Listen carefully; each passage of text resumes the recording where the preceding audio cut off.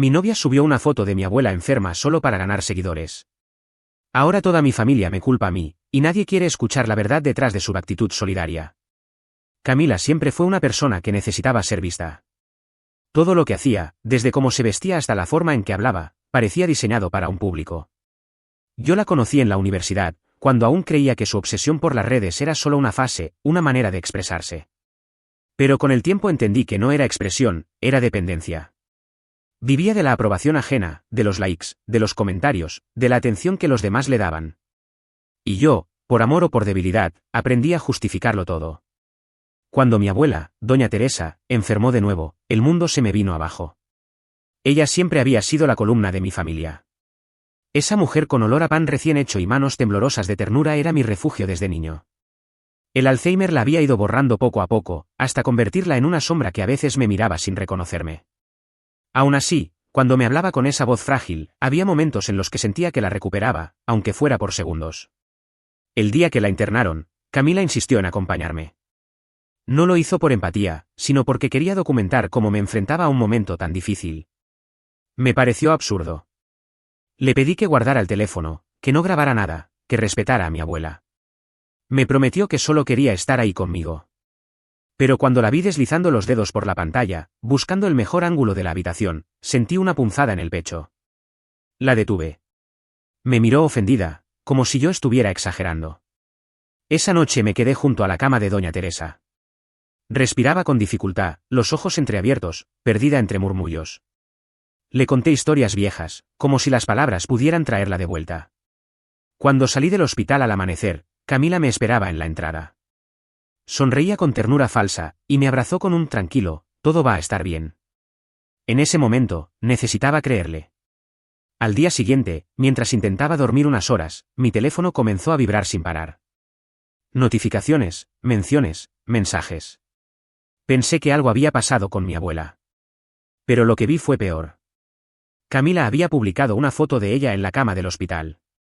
En la imagen, mi abuela aparecía pálida, con los ojos cerrados, el suero colgando del brazo, y una mano mía sosteniendo la suya. La acompañaba un texto cursi: el amor verdadero no se rinde, ni siquiera cuando el cuerpo olvida. Cuida a los tuyos, valora cada segundo. Almohadilla amor eterno, almohadilla historias reales, almohadilla familias fuertes. Sentí náuseas. Era una invasión, una violación. Ni siquiera sabía que había tomado esa foto. Empecé a temblar, con una mezcla de rabia y vergüenza. Los comentarios se multiplicaban: qué historia tan conmovedora, eres una inspiración, gracias por compartir esta realidad tan dura. Miles de corazones, miles de ojos curioseando el dolor que no les pertenecía. Intenté llamarla. No respondió. Le envié mensajes pidiéndole que borrara la publicación, que no tenía derecho a exponer algo tan íntimo. Respondió horas después, con una voz dulce que me sacó de quicio: cariño, la gente está conmovida. Estamos ayudando a crear conciencia. No lo tomes a mal. No lo tomes a mal. Esa frase me partió en dos. Pasé todo el día con una angustia insoportable. Cada vez que actualizaba la red, la publicación tenía más y más repercusión.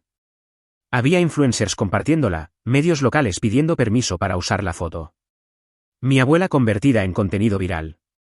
En su rostro débil, todos veían una historia hermosa de amor familiar. Nadie veía la humillación, la falta de respeto, la mentira detrás. Cuando mi madre me llamó, su voz ya no era la misma. No sonaba preocupada. Sonaba decepcionada. Me preguntó por qué había permitido algo así, por qué había dejado que esa muchacha usara la imagen de su madre enferma. Intenté explicarle que no había sido yo, que Camila lo había hecho sin mi consentimiento, pero no quiso escucharme. Me colgó sin despedirse.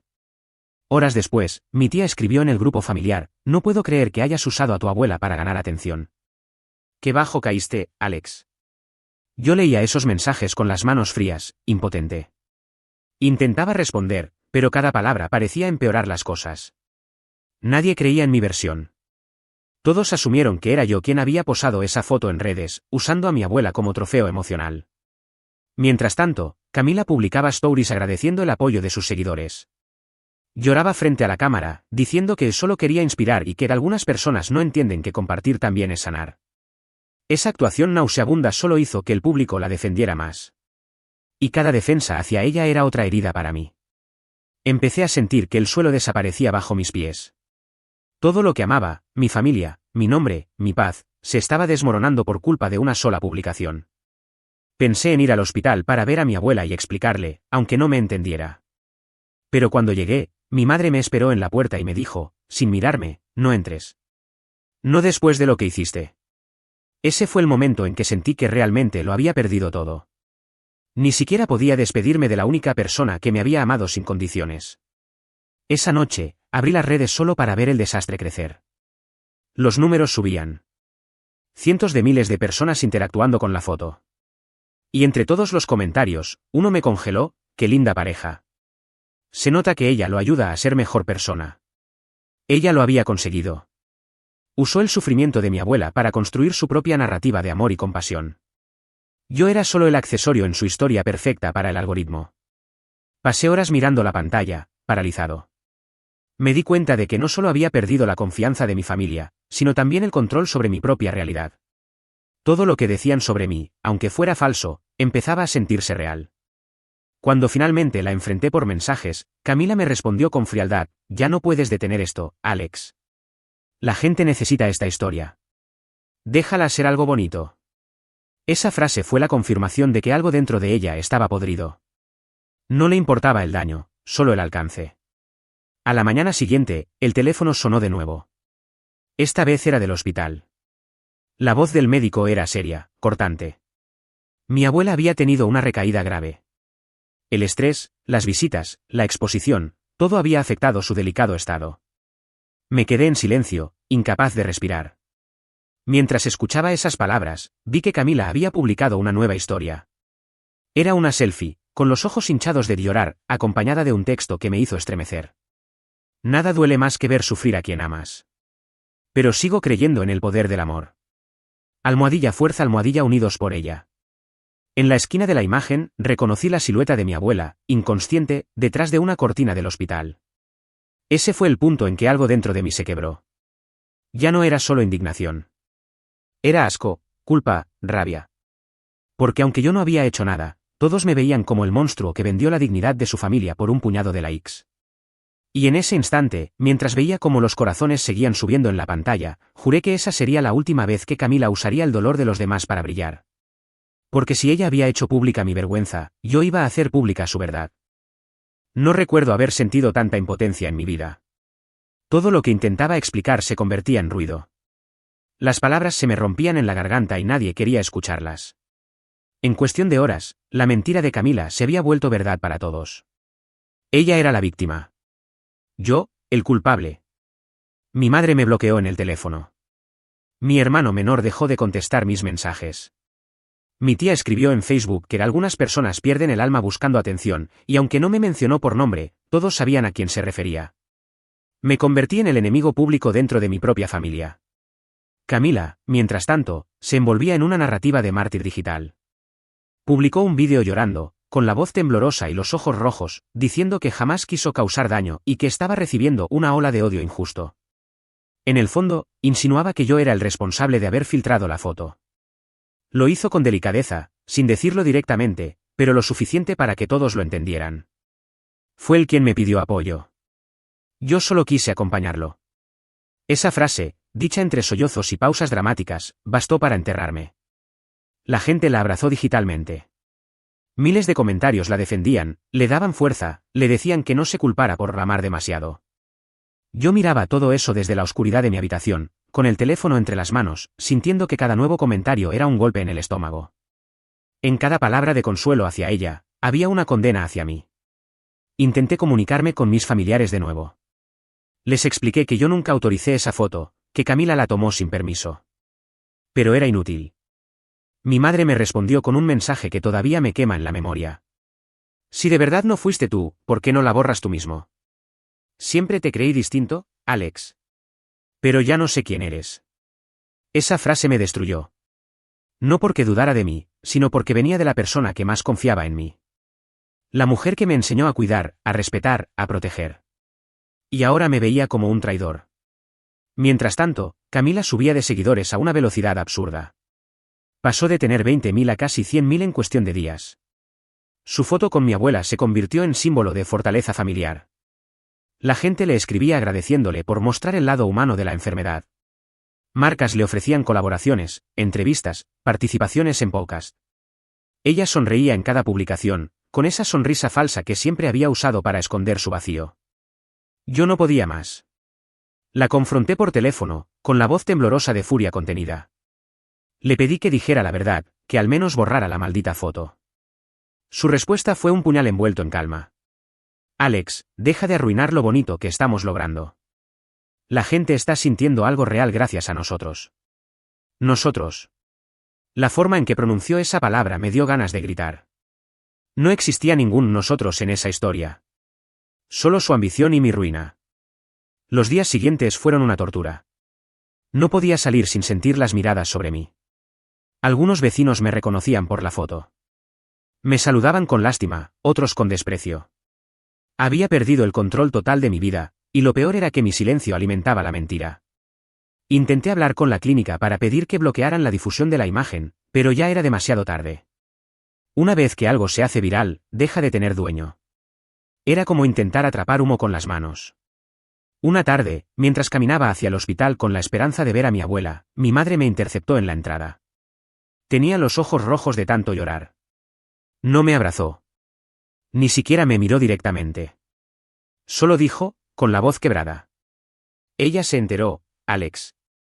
No entendió mucho, pero vio la foto. Y se angustió.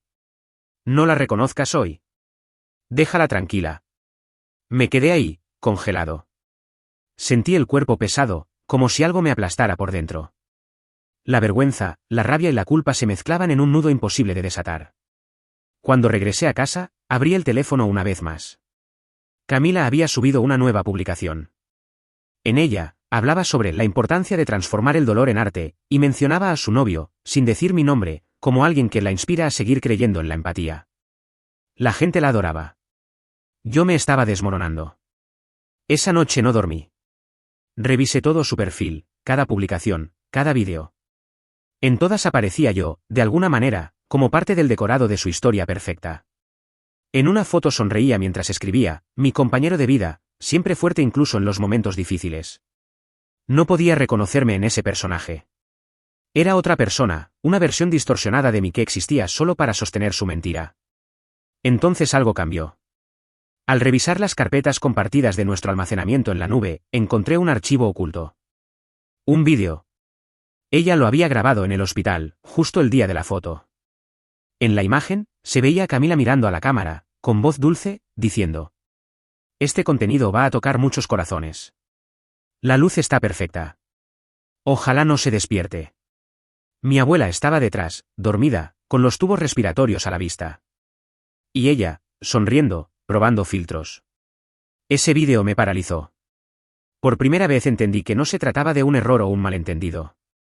Era un acto calculado. Un sacrificio voluntario de la intimidad ajena en nombre del algoritmo.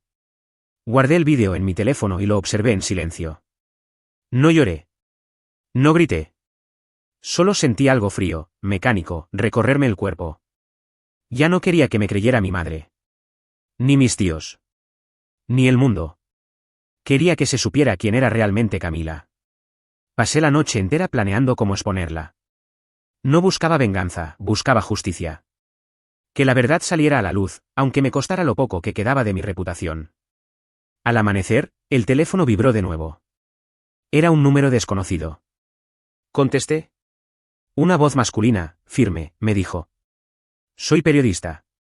Camila nos ofreció su historia. Dice que tienes pruebas en su contra y que estás intentando chantajearla. El aire se me fue de golpe. Por un segundo, creí que no había escuchado bien. Pero la voz repitió: queremos saber tu versión antes de publicar. Y entonces lo entendí. Ella se me había adelantado. Después de esa llamada, mi mundo se quebró por completo. La voz del periodista seguía resonando en mi cabeza como un eco maldito. Camila había ido más lejos de lo que imaginaba. No solo me había robado la imagen de mi abuela, ahora me robaba también mi verdad. Convertía la historia en un juego mediático donde yo era el villano y ella la víctima. Intenté explicar mi versión por teléfono, pero noté que el periodista ya tenía su opinión formada. Me escuchaba con ese tono de falsa neutralidad, el mismo que usan cuando saben que la historia viral vende más si hay un culpable claro. Al colgar, sentí una mezcla de rabia e impotencia. No podía ganar. Nadie creía en mí porque ella había llenado el espacio con su narrativa antes de que yo abriera la boca. Los días siguientes fueron un infierno silencioso. Salir de casa se convirtió en un acto de tortura. Me miraban como si fuera una aberración, como si llevara escrita en la frente la palabra oportunista. Recibía mensajes anónimos, insultos, amenazas, burlas. Algunos me acusaban de usar la enfermedad de mi abuela para beneficiarme del dolor. Nadie quería escuchar que yo no había publicado nada, que la verdadera responsable era Camila. En Internet, la verdad no importa, importa quien la cuenta primero. Intenté refugiarme en el trabajo, pero el rumor ya había llegado allí. El jefe me llamó a su oficina con una expresión que mezclaba decepción y temor. No queremos problemas de imagen, me dijo. Esa frase bastó. Perdí el empleo en una tarde, sin opción de defenderme. Me quedé mirando la puerta cerrarse detrás de mí, con una sensación de vacío que no se parece a nada. Pasé noches enteras revisando los perfiles de Camila, viendo cómo crecía, cómo la gente la idolatraba por su valentía. Publicaba frases inspiradoras, hablaba de superación, y en cada texto metía alguna frase indirecta sobre haber sido traicionada por alguien cercano. Yo era ese alguien. Era su monstruo invisible, necesario para que su luz pareciera más pura. En medio de esa oscuridad, recordé los primeros meses con ella. Todo parecía tan diferente. Me hacía sentir importante. Decía que yo era su cable a tierra, que con mi calma lograba organizar su mente caótica. Pero todo era parte de su guión. Cada lágrima, cada abrazo, cada promesa, eran estrategias. Y yo, ciego por afecto, había caído en todas. Decidí buscar pruebas más sólidas. No bastaba con tener el vídeo del hospital, necesitaba demostrar que todo lo suyo era una manipulación. Revisé correos antiguos, mensajes, capturas de pantalla. Descubrí conversaciones donde hablaba con amigos sobre estrategias de impacto emocional, sobre cómo usar situaciones tristes para generar conexión orgánica. Entre esas conversaciones, encontré una frase que me heló. El dolor de los demás se olvida, pero la historia se queda. Eso es lo que vende. Era ella, con su lógica retorcida, reduciendo la empatía a un recurso de marketing. Guardé todo. Archivé los vídeos, las conversaciones, las capturas. No tenía un plan aún, pero sabía que tarde o temprano iba a usarlo. Una noche, recibí un mensaje inesperado de mi primo. Me dijo que mi abuela seguía estable, aunque frágil, y que mi madre no quería que yo fuera al hospital porque no quería más escándalos. Me dolió, pero lo entendí. Ellos no sabían la verdad, y no los culpaba por dudar. La culpa real era de Camila, que había sembrado el veneno. A las pocas horas, volví a entrar a su perfil. Vi una nueva publicación, una foto suya con una vela encendida, acompañada del texto. A veces, el dolor más profundo viene de quien decías amar. Pero incluso entonces, la gratitud cura. Los comentarios eran una avalancha de apoyo. Eres tan fuerte, te admiro tanto, gracias por mostrar que el amor propio puede más. Cada frase era un golpe en el pecho. Fue entonces cuando me di cuenta de que ya no estaba solo en esto. Había gente que también la conocía, que había sufrido su manipulación. Recordé a Valentina, una antigua amiga suya, que había dejado de hablarle tiempo atrás. La busqué. Le escribí un mensaje directo, sin rodeos, sé que te hizo daño. Necesito hablar contigo. No quiero venganza, quiero la verdad. No respondió de inmediato. Pasaron días. Mientras tanto, seguía recibiendo ataques, seguía perdiendo gente. Hasta que una madrugada, el teléfono vibró. Era ella. Te creo. Tengo cosas que deberías ver. Nos reunimos en un café apartado. Valentina llegó con una carpeta llena de impresiones, pantallazos, audios. Todo lo que había guardado cuando su amistad con Camila se rompió. Me contó cómo la había usado para simular colaboraciones, cómo inventó tragedias familiares para atraer marcas, cómo manipulaba la compasión de la gente. Entre los audios, había uno que me dejó sin aire. Camila, riéndose, decía: si las lágrimas son reales, la historia vende más. El truco es no llorar de verdad, sino saber cuándo apretar el botón. Valentina me miró con una mezcla de compasión y rabia. Te advertí, Alex. Ella no ama, solo se alimenta. Salí del café con las manos temblando, con esa carpeta bajo el brazo. Era la prueba de todo. Y por primera vez en semanas, sentí algo parecido a esperanza. No una esperanza limpia, sino esa que nace del fuego, del deseo de recuperar lo que te arrebataron. Esa misma noche, decidí enfrentarla. Le envié un mensaje: sé lo que hiciste. Tengo las pruebas. O lo borras todo y pides perdón, o esta vez la historia la cuento yo. La respuesta no tardó. Un simple: no tienes idea de lo que estás provocando. Minutos después, recibí una notificación. Camila había subido un nuevo post, acompañado de una foto mía, antigua, sacada de un viaje juntos, con la descripción: a veces el abuso no deja marcas visibles. Pero el alma sabe. El texto terminaba con un hashtag: #superar el dolor. Miles de personas la apoyaban en tiempo real, mientras mi teléfono se llenaba de insultos. Me llamaban abusador, manipulador, enfermo. Todo lo que ella decía se convertía en dogma. El silencio de mi familia era peor que cualquier palabra. Nadie me llamó. Nadie preguntó. Nadie quiso escucharme. Encendí el televisor, buscando distraerme. En el noticiero de la noche, aparecía su rostro. El presentador la llamaba la influencer del corazón. Ella hablaba sobre su nueva causa: visibilizar el abuso emocional. Y ahí supe que había cruzado una línea sin retorno. Esa noche no dormí. Me quedé frente a la pantalla, mirando su sonrisa vacía, mientras pensaba que si la verdad no salía por sí sola, tendría que empujarla, aunque me hundiera con ella. Y justo cuando el amanecer empezaba a iluminar la ventana, sonó una notificación más. Un mensaje del mismo periodista de antes. Tu exnovia vendió la historia a la televisión. Mañana se transmite el reportaje completo. Ella dice que fuiste violento, controlador y que la amenazaste. ¿Tienes algo que quieras decir antes de que salga al aire? El mensaje terminaba con un enlace de previsualización. En la imagen, Camila lloraba frente a cámara. Y detrás de ella, en un marco sobre la mesa, estaba la misma foto de mi abuela. No dormí esa noche. Ni siquiera lo intenté. La imagen de Camila llorando frente a la cámara me perseguía cada vez que cerraba los ojos. Sentía una mezcla de asco, miedo y rabia, una corriente eléctrica constante que me mantenía despierto. Pensé en apagar el teléfono, desaparecer, dejar que el mundo creyera lo que quisiera. Pero algo dentro de mí se negó. No después de todo lo que había destruido. No después de usar el rostro de mi abuela muerta como decoración para su mentira. Cuando el reportaje salió al aire, la pesadilla se volvió real. En Televisión Nacional, Camila contaba su historia entre lágrimas perfectamente medidas. Decía que había amado a un hombre que la manipulaba, que la hacía sentir culpable de todo, que incluso la presionó para publicar una foto dolorosa porque necesitaba atención. Cada palabra era una puñalada. Yo estaba sentado frente al televisor, con los puños cerrados, viendo cómo convertía mis intentos de proteger a mi familia en pruebas de mi supuesta crueldad. Los conductores la abrazaron, los espectadores la aplaudieron. Al final del programa, pusieron música suave y un mensaje en pantalla: si tú también has sufrido abuso emocional, busca ayuda. No estás sola. Mi nombre no aparecía. No hacía falta. Todo el país ya sabía quién era el monstruo en su historia. En cuestión de horas, mis redes colapsaron. Miles de mensajes, insultos, amenazas. Algunos decían que merecía ir preso, otros que ojalá sintiera el mismo dolor que le causé a esa pobre chica. Entre ese mar de odio, uno me heló la sangre. Deberías estar orgulloso. Tu abuela murió por tu culpa y todavía te haces la víctima. Arrojé el teléfono contra la pared. Se partió la pantalla, pero seguí viéndola encendida, como si la maldita mentira se resistiera a morir. Decidí que ya no bastaba con tener las pruebas. Necesitaba que el mundo las viera. Fui hasta el apartamento de Camila con la carpeta y el teléfono en la mano. No había dormido ni comido.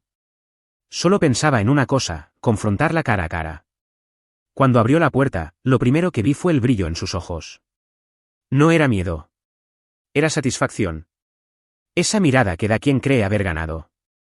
Viniste rápido, dijo con una sonrisa apenas disimulada. No respondí.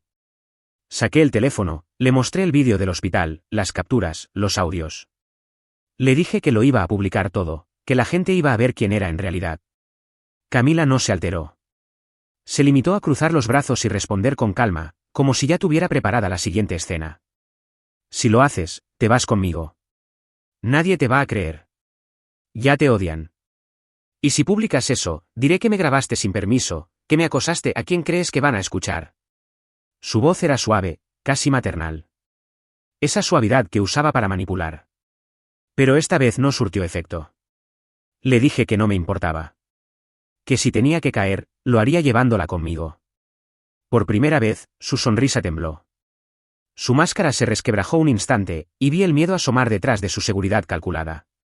Me pidió que me calmara, que habláramos como adultos. Me ofreció borrar la foto, incluso desactivar su cuenta por un tiempo, si prometía no hacer público nada. Pero no se trataba ya de borrar. Se trataba de verdad. Me marché sin decir palabra. Esa misma noche contacté al periodista de nuevo, el mismo que había llamado días atrás. Le pedí una reunión. Cuando nos vimos, le mostré todo, los vídeos, los audios, las conversaciones. Le hablé con una voz que ya no temblaba. Él escuchó en silencio, pero al final suspiró y me dijo algo que me dejó helado. Llegas tarde. Ella vendió los derechos de la historia a un canal internacional. Si publicamos esto, podrían demandarte por difamación. Y tú, en este momento, eres el hombre más odiado de las redes. Nadie te va a creer. Salí de esa oficina con un nudo en la garganta. No solo había perdido a mi familia, mi trabajo y mi reputación, ahora la verdad misma se había vuelto inútil. Esa noche llovió como si el cielo también estuviera cansado. Me quedé frente a la ventana, viendo las gotas golpear el vidrio. Pensé en mi abuela, en cómo habría odiado vernos así. En cómo su imagen, su rostro inocente, había sido manchado por algo tan vil. Por un instante, consideré rendirme. Apagar todo, desaparecer. Pero entonces recordé la voz de Valentina, la examiga de Camila, diciéndome, ella solo gana cuando el otro se rinde. Y decidí que no. No iba a darle ese placer. Durante las semanas siguientes, me dediqué a reunir todo lo posible, pruebas de manipulación, testimonios de gente que había trabajado con ella, incluso antiguos seguidores que empezaban a notar incoherencias en su historia. Algunos me respondieron. Otros, en privado, confesaron que habían sospechado algo. Pero todos temían hablar públicamente. Camila había construido una imagen tan pura que nadie quería ser el primero en romperla. Hasta que un día recibí un mensaje desde una cuenta anónima. Decía: tienes razón. Ella me hizo lo mismo. Tengo pruebas. Pero cuidado, no juega limpio. El remitente adjuntó un vídeo. En él, Camila aparecía hablando con una amiga. Se la veía relajada, riendo. Si se sigue defendiendo, mejor. La gente ama a una víctima fuerte. Mientras más me ataque, más crecen mis seguidores. Rebobiné el vídeo una y otra vez. Cada palabra era gasolina. Cada carcajada, una chispa. Era la evidencia definitiva. Lo subí a la nube, lo guardé en varios discos y lo envié a Valentina. Le pedí que no dijera nada todavía, que lo mantuviera en secreto. Sabía que necesitaba un momento perfecto para que el golpe fuera irreversible. Pero antes de que pudiera mover ficha, otra tragedia me golpeó. Recibí una llamada de mi madre. Su voz era fría, distante, pero rota al final. Tu abuela murió anoche. El mundo se detuvo. Sentí que el suelo desaparecía. No había lágrimas, solo un silencio denso, insoportable. Intenté ir al velorio, pero me dijeron que no fuera. Que sería mejor evitar más escándalos. Esa exclusión me rompió más que la noticia misma. Camila me había arrebatado hasta el derecho de despedirme. Esa noche, mientras veía las redes inundarse de mensajes hacia ella, sí, hacia ella, que se presentaba como la nieta adoptiva que acompañó hasta el final, entendí que la única forma de recuperarme era destruyéndola públicamente. No por venganza. Por justicia. El vídeo que había recibido era la llave. Pero necesitaba hacerlo de la manera correcta, sin que nadie pudiera decir que lo edité o manipulé. Llamé a un contacto antiguo del trabajo, alguien que aún confiaba en mí. Le pedí ayuda para verificar la autenticidad del audio y preparar una publicación sólida. Esto puede quemarte del todo, Alex, me advirtió. Entonces que arda, respondí. Y mientras esa evidencia se procesaba, mientras la verdad se preparaba para salir a la luz, Camila volvió a moverse. Publicó un vídeo nuevo, titulado Mi verdad final, donde prometía revelar detalles impactantes sobre nuestra relación. Sabía lo que venía. Sabía que me hundiría con más mentiras antes de que pudiera hablar. Pero esta vez, no me iba a quedar en silencio. Porque la próxima historia que el mundo escucharía no sería la suya. Sería la mía. Y sería la última. La humillación pública tiene un sonido, es el zumbido constante del teléfono, las ventanas del navegador que se abren una tras otra, las notificaciones que explotan como metralla. cada alerta era un golpe nuevo que me recordaba lo que había perdido. No había un segundo de respiro. La gente ya no discutía si yo era culpable o no, había consolidado un veredicto y lo ejecutaba sin piedad. Esa certeza colectiva pesaba más que cualquier prueba que pudiera reunir. Perdí el trabajo semanas después del reportaje. La razón fue simple y brutal: riesgo reputacional. Nadie me dijo que confiaban en mí. Me despidieron como quien cierra una puerta sin mirar atrás. La oficina donde había pasado años se convirtió en una máquina que expulsaba todo lo que consideraba tóxico. Salir por esa puerta fue como abandonar una identidad que ahora estaba rota. Me quedé con los bolsillos vacíos y la sensación de ser un extraño en la propia vida. La gente en la calle me miraba diferente. Las caras conocidas desviaban la mirada, las que no conocía pronunciaban juicios que dolían como cuchillos. Llegaron amenazas anónimas que rozaban la violencia, llegaron acusaciones que me definían como si fueran una sentencia irrevocable. Pensé que las redes podían curar la soledad, pero en mi caso la habían amplificado hasta volverla insoportable. La soledad pura y sin aditivos, esa que te deja sin aliento y sin palabras. La peor herida fue la familia. La llamada que anunciaba la muerte de mi abuela fue una piedra que me aplastó el alma, pero la negación del derecho a despedirme fue la fractura definitiva. Me dijeron que sería mejor evitar más escándalos. Me apagaron como si fuera un incendio cuya presencia podía reavivar llamas. No permitir mi despedida significó que no solo me arrebataron a la persona que más amé, sino también la posibilidad de cerrar algo fundamental de mi vida. Me quedé con recuerdos sucios, rotos por la manipulación de otra. El velorio fue una exhibición pública de dolor en la que mi ausencia fue un mensaje deliberado. Vi desde lejos, a través de pantallas y murmullos, cómo convertían el funeral en un acto de confirmación de la versión que había fabricado Camila. Fotos tomadas por conocidos de la familia se viralizaron con comentarios que me enterraban de nuevo. En lugar de consuelo, la ceremonia fue una reafirmación de que mi nombre quedaría manchado para siempre. La iglesia olía a flores y a resentimiento, cada coro parecía marcar el compás de mi condena. Caí en una especie de parálisis. Dormía poco, comía menos, y las noches eran un repaso de escenas donde la gente que amaba me daba la espalda. Escribir se convirtió en mi único ancla.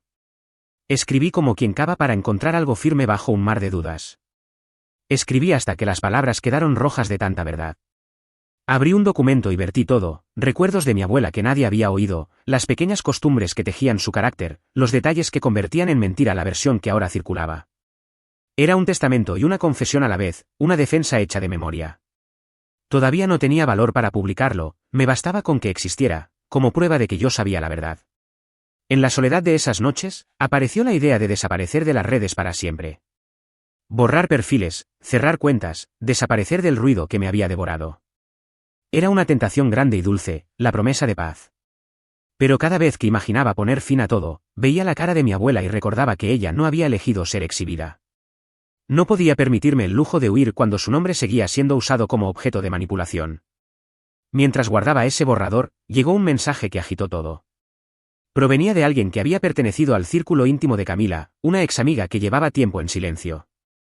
El archivo adjunto tenía el peso de una bomba disfrazada de ayuda. Era una serie de grabaciones y capturas que, en su crudeza, podían destruir la versión oficial. En ellas, voces y gestos que confirmaban lo que yo sospechaba: no fue un error, fue una estrategia planificada. Abrí la primera grabación con las manos temblorosas. La escena era de una conversación privada en la que Camila hablaba sin filtros sobre las oportunidades que ofrecían las tragedias cuando eran bien empaquetadas. No había pena en su tono, había cálculos. No hubo ese gesto de remordimiento que podía convertir la manipulación en un arrepentimiento humano. Fue como encontrar un mapa detallado del crimen, planes, tiempos, posibles beneficios. La evidencia me dejó sin aire. Era la confirmación de que mi abuela había sido utilizada como materia prima para el espectáculo de alguien. Pero el archivo oculto que cambió todo llegó después, una nota de voz donde Camila comentaba con ligereza sobre la estrategia mediática, y en un segundo segmento, mencionaba algo que me heló. En ese fragmento audible, se la escuchó planear no solo la explotación, sino la forma de sostenerla si alguien se atrevía a contradecirla. Hablaba de comprar aliados, de contar una historia premeditada, y en términos prácticos, de hacer creer que yo era el agresor si la verdad amenazaba con salir. Fue un momento en que la ambición dio paso a la crueldad, la posibilidad de destruir a quien la confrontara. Recibir eso fue como agarrar un tronco en un río tempestuoso. Me sostuvo, pero también me obligó a decidir. No podía ocultarlo más tiempo. Si revelaba esas grabaciones sin cuidado, corría el riesgo de convertirlas en otra arma retórica en mi contra, me acusarían de montaje, de venganza. Si no las revelaba, Camila seguiría aplicando su plan y el mundo se quedaría con la versión fácil y cómoda que ella servía. La examiga incluyó además mensajes que demostraban la venta previa de la historia a un medio y los términos que pactaron. En hojas y audios se detallaba cómo el relato tendría un guión, ella como víctima, yo como demonio, la abuela como el martirio que sostendría el relato. Ver esas pruebas juntarse fue como unir piezas de un rompecabezas que siempre había incomodado mi pecho, la industria detrás de la compasión. Y entonces apareció la última y más cruel revelación en los archivos, un fragmento donde Camila comentaba, con una frialdad que cortaba, que si algo le salía mal con la prensa, lo mejor sería acusar a la familia para desviar la atención. Ese plan incluía la posibilidad de filtrar conversaciones privadas, fotos fuera de contexto, y una serie de pequeñas mentiras que, sumadas, formarían una narrativa imbatible. Era la confesión de que no solo había explotado a mi abuela, sino que estaba dispuesta a destruir cualquier reconstrucción de la verdad para mantener su relato perfecto. Esa revelación cambió el eje de mi rabia.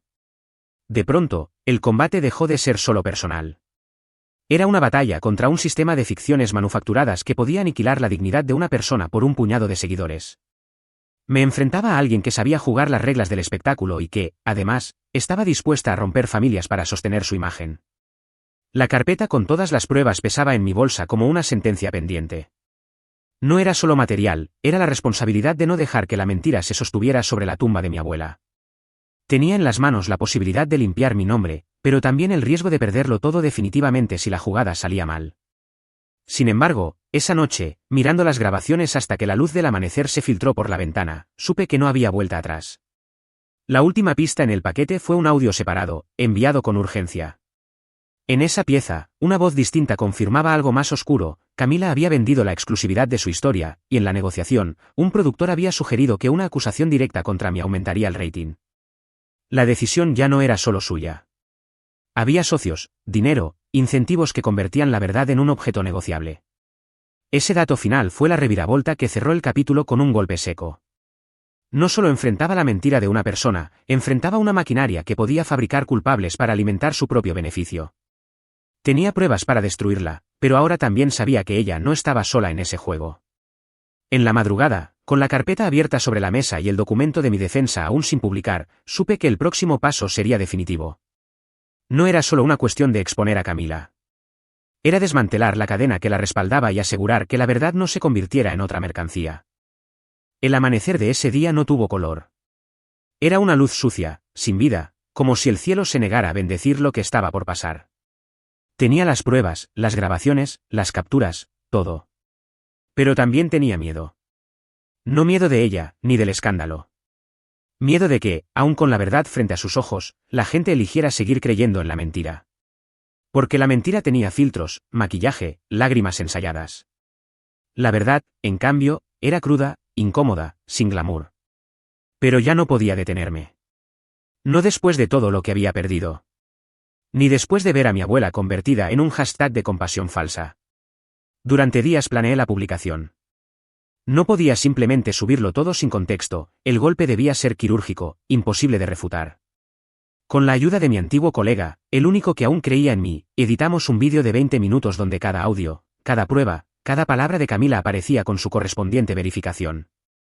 No había cortes manipulados. Todo era nítido. Y sobre cada clip, mi voz, calma pero temblando de rabia, explicando cómo se había tejido la farsa. El título era simple. La verdad detrás de la historia que me destruyó. Lo programé para las 10 de la mañana. A las 9:59, mis manos temblaban sobre el teclado. No sabía si al apretar ese botón estaba a punto de recuperar mi nombre o de enterrarlo para siempre. Pero lo hice. Clic. Publicado. Los primeros minutos fueron un silencio tenso. Nadie decía nada. El vídeo apenas tenía 100 reproducciones. Pensé que tal vez lo ignorarían, que el ruido de su popularidad lo sepultaría como a todo lo demás. Pero a los 20 minutos, todo cambió. Un tuit anónimo con fragmentos del vídeo empezó a circular. Luego otro. Y otro. En menos de una hora, Almohadilla Camila miente se volvió tendencia. La gente empezó a escuchar los audios, a comparar fechas, a revisar sus publicaciones. Y lo que encontraron fue imposible de tapar: contradicciones, mentiras, manipulación descarada. Al principio, los defensores más fieles la defendieron con uñas y dientes. Pero el contenido era demasiado claro. No había edición que pudiera salvarla. Las risas en los audios, los comentarios sobre cómo usar el dolor como crecimiento de marca, la referencia directa a mi abuela. Todo estaba ahí. Esa tarde, el mundo se volteó. Los mismos programas que antes la habían abrazado empezaron a cuestionarla. Los conductores hablaban de una posible manipulación mediática. El periodista que había rechazado mis pruebas me llamó pidiendo una entrevista para equilibrar la versión. ¿Irónico? La gente que me había escupido odio en las redes ahora pedía disculpas públicas. Pero ya no me importaban las disculpas. Porque la justicia, cuando llega tarde, no cura. Solo confirma que uno tenía razón en su dolor. Camila, por su parte, desapareció de las redes durante 2 días. Y cuando volvió, lo hizo con una transmisión en vivo que parecía una mezcla entre desesperación y actuación. Lloraba, pedía perdón si alguien se había sentido ofendido, decía que todo había sido malinterpretado y que los audios estaban fuera de contexto. Pero mientras hablaba, la gente llenaba el chat con frases como mentirosa, usaste a una abuela enferma, devuelve lo que robaste. Por primera vez, no controlaba la narrativa. Horas después, varios patrocinadores la abandonaron. Las marcas que antes la llenaban de regalos se apresuraron a borrar toda colaboración.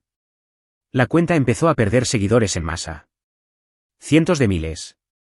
Y entonces, el golpe final, una ex colaboradora suya, la misma que me había enviado las pruebas, publicó una confesión anónima confirmando que todo había sido planeado desde el principio. Ya no había escape posible.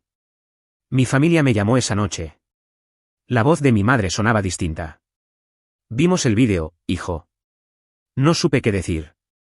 Hubo silencio. Luego, solo una frase. Perdónanos. No lloré. No sentí alivio inmediato. Sentí vacío. Un cansancio profundo, como si hubiera cargado un cuerpo invisible por meses y finalmente lo dejara caer.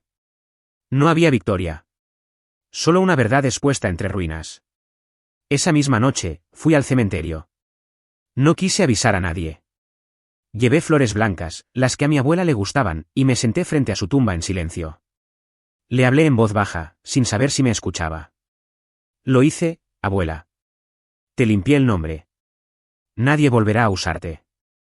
Me quedé allí hasta que el amanecer volvió a teñirse de gris. Y por primera vez en meses, sentí paz. No felicidad. Paz. Esa sensación de que algo terminó, aunque duela. Los días siguientes fueron un torbellino. El vídeo alcanzó millones de visualizaciones. Algunos medios retomaron la historia, otros fingieron que nunca habían creído en ella. Pero lo importante ya estaba hecho, la verdad estaba ahí, viva, imposible de borrar. Camila cerró todas sus cuentas y, según supe después, abandonó la ciudad. Nadie volvió a saber de ella. Su nombre se convirtió en sinónimo de manipulación. Cada vez que alguien usaba una tragedia para conseguir atención, la gente decía, está haciendo una Camila. Mi reputación, en cambio, se limpió poco a poco. No del todo, porque el daño digital nunca desaparece. Pero ya no era el monstruo. Era el hombre que expuso una mentira. No volví a redes. No quería aplausos ni venganza. Quería silencio. Y en ese silencio entendí que la exposición, ese deseo de mostrarlo todo, había destruido más vidas que cualquier secreto. Mi abuela, mi familia, yo, todos fuimos víctimas del mismo virus, la necesidad de ser vistos. Hoy, cuando alguien me pregunta si valió la pena, no sé qué responder. Porque la verdad, por más necesaria que sea, también duele. Y cuando finalmente la dices, descubres que el precio no era limpiar tu nombre. Era perderlo todo para poder volver a mirarte al espejo. Pero lo volvería a hacer. Por ella. Porque la dignidad de quien amé valía más que todos los seguidores del mundo.